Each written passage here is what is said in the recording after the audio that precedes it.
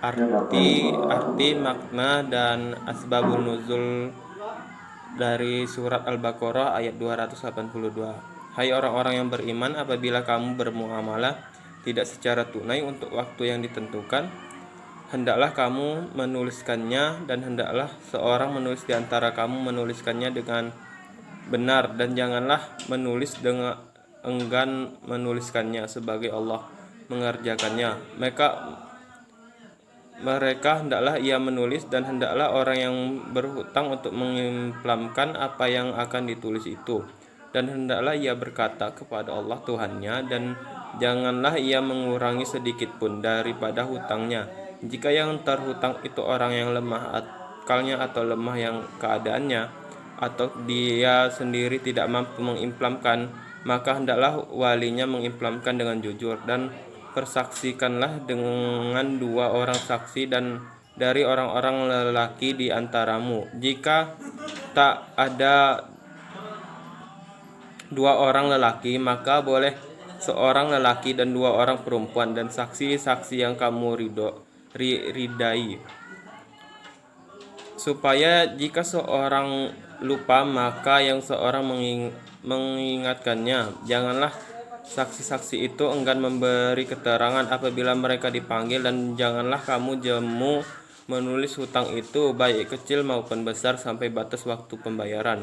Yang demikian itu lebih adil di sisi Allah, dan lebih menguatkan persaksian, dan dekat kepada tidak menimbulkan keraguanmu. Tulislah muamalah itu, kecuali jika muamalah itu berdagangan tunai yang kamu jalankan di antara kamu, maka tidak ada dosa bagi kamu jika kamu tidak menuliskannya, dan persaksikanlah apabila kamu berjual beli. Dan janganlah penulis dan saksi saling sulit menyulitkan. Jika kamu lakukan yang demikian, maka sesungguhnya hal itu adalah suatu kefasikan pada dirimu, dan bertakwalah kepada Allah mengajarkanmu, dan Allah Maha mengetahui segala sesuatu. Baiklah, tadi selesai membacakan artinya, dan saya akan melanjutkan asbabul nuzul, sebab-sebab turun ayat. Pada saat Rasulullah Sallallahu Alaihi Wasallam datang ke Madinah untuk yang pertama kali,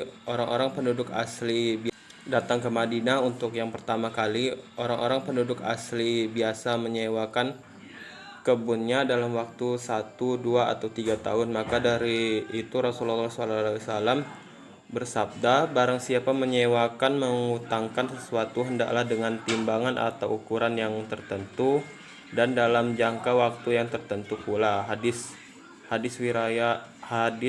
Bukhari dan Sofyan bin Umayyah dari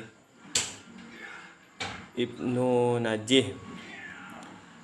Sehubungan dengan itu, Allah Subhanahu wa taala menurunkan ayat ke-282 sebagai bentuk perintah apabila mereka utang piutang ataupun muamalah dalam jangka waktu tertentu, hendaklah ditulis perjanjian dan mendatangkan saksi. Hal ini untuk menjaga supaya tidak terjadi sengketa di masa yang akan datang.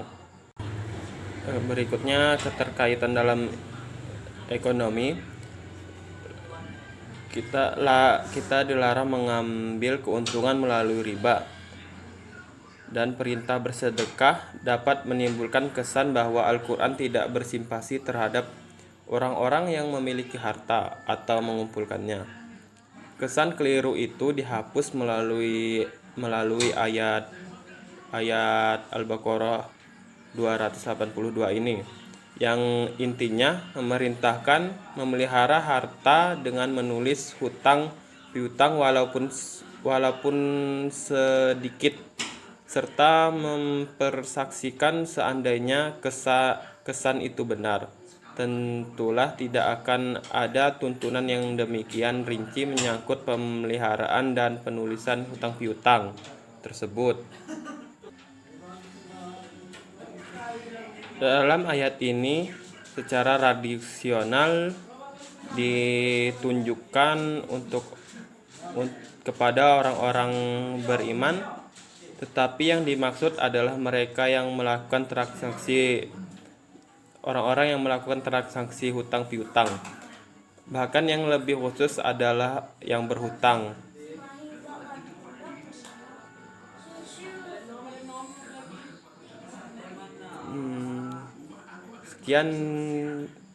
Sekian penyampaian dari saya. Billahi taufiq wal hidayah. Wassalamualaikum warahmatullahi wabarakatuh.